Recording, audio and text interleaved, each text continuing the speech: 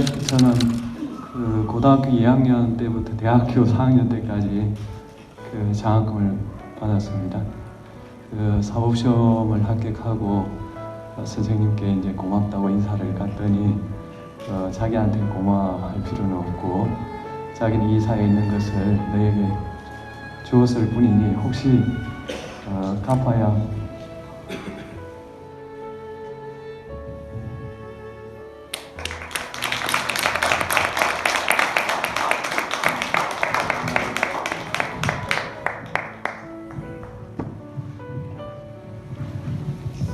갚아야 된다고 생각하면 이 사회에 갚아라. 제가 조금의 기여를 한 게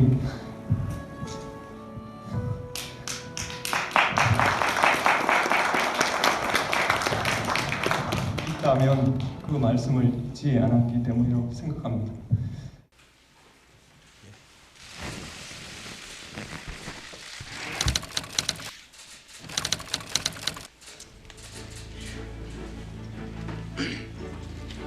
저는 1965년 경남 하동군에서 가난한 농부의 3남 1녀 중 장남으로 태어났습니다. 낡은 교복과 교과서일 망정 물려받을 친척이 있어 중학교를 졸업할 수 있었고, 고등학교 2학년 때는 독재가인 김장하 선생을 만나 대학교 4학년까지 장학금을 받을 수 있었습니다. 덕분에 학업을 무사히 마칠 수 있었고 사법시험에도 합격할 수 있었습니다.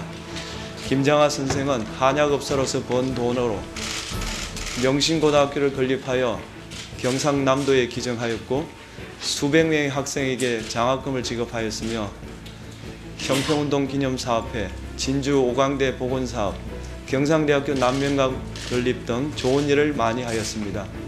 선생은 제게 자유에 기초하여 불을 쌓고 평등을 추구하여 불합리한 차별을 없애며 박애로 공동체를 튼튼히 연결하는 곳이 가능하다는 것을 가능한 곳이 대한민국이라는 것을 몸소 깨우쳐 주셨습니다. 법관의 길을 걸어온 지난 27년 동안 저는 한결같은 마음으로 대한민국 헌법의 숭고한 의지가 우리 사회에서 올바로 관철되는 것을 찾는 데 전력을 다하였습니다. 그것만이 선생의 가르친 대로 제가 우리 사회의 진빚을 조금이나마 갚을 수 있는 길이라 여기면서 살아왔습니다. 제가 헌법재판관에 임명되더라도 지금까지 간직해온 저의 초심은 언제나 변하지 않을 것입니다. 헌법재판관들, 그러니까 그 기본 평균 재산이 제가 보니까 한 20억쯤 되는 것 같습니다. 근데 지금 후보자 재산을 보니까 6억 7,545만 원이에요. 이렇게 신고해서 가장, 만약 헌법재판관이 되신다면 가장 작은 재산을 가진 헌법재판관이 되실 것 같은데, 그래도 27년 동안 법관 생활하셨는데 너무 가소한 거 아닌가? 뭐 특별한 이유라도 있습니까? 제가 결혼할 때 다짐한 게 있습니다. 평균인의 삶에서 벗어나지 않아야 되겠다 생각했습니다. 최근 통계를 봤는데 그 평균 재산이 가구당 한 3억 남짓 되는 걸로 알고 있습니다. 제 재산은 한 4억 조금 못 되는데요. 신고하신 그거는 아버지 재산이고요. 제 재산은 본인, 4억이 안 됩니다. 본인 재산은 이거는 그러니까 그래서 평균 소속 재산까지 포함한 금액이고, 평균 재산을 좀 넘어선 것 같아서 제가 좀 반성하고 있습니다. 청문회를 하는 저희들이 오히려 좀 죄송한 느낌입니다. 우리 누나 다른 사람의 흠결을 지적하는 건 쉽습니다. 다른 사람에게 청렴 요구하는 것도 쉽고요. 그런데 문영배 후보자님은 계속 여야 의원들 다수가 말씀하시듯이 재산 형성 과정의 흠결을 하나도 찾을 수가 없습니다.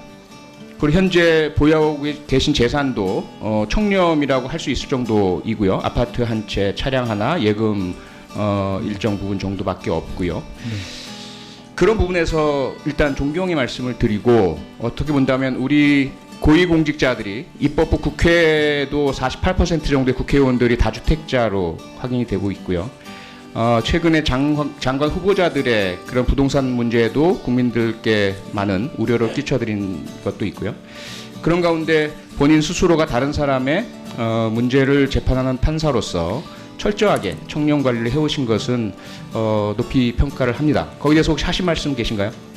예, 저는 사실 김장하 선생이 안 계셨더라면 네. 저는 판사가 못 됐을 거라고 생각합니다. 그래서 제가 살아가는 거는 그분 말씀을 실천하는 거, 그걸 유일한 잣대로 저는 살아왔습니다. 네.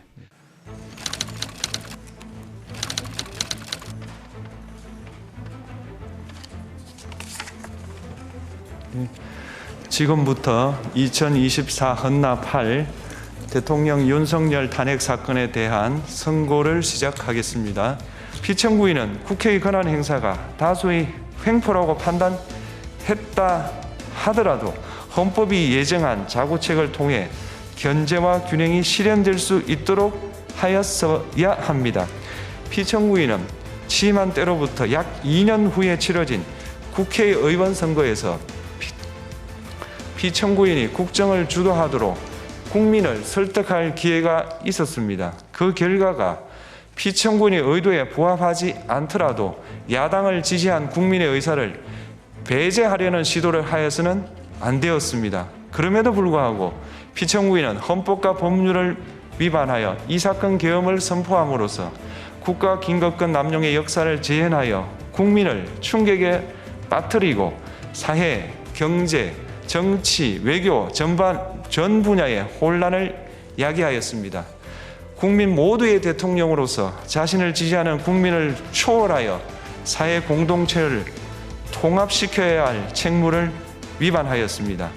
군경을 동원하여 국회 등 헌법기관의 권한을 훼손하고 국민의 기본적 인권을 침해함으로써 헌법소의 책무를 저버리고 민주공화국의 주권자인 대한국민의 신임을 중대하게 배반하였습니다.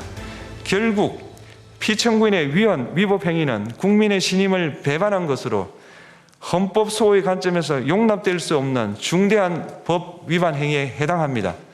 피청구인의 법 위반 행위가 헌법 질서에 미친 부정적 영향과 파급 효과가 중대하므로 피청구인을 파면함으로써 얻는 헌법 소의 이익이 대통령 파면에 따르는 국가적 손실을 압도할 정도로 크다고 인정됩니다. 이에 재판관 전원의 일치된 의견으로 주문을 선고합니다. 탄핵 사건이므로 선고 시각을 확인하겠습니다. 지금 시각은 오전 11시 22분입니다. 주문, 피청구인 대통령 윤석열을 파면한다. 마치겠습니다.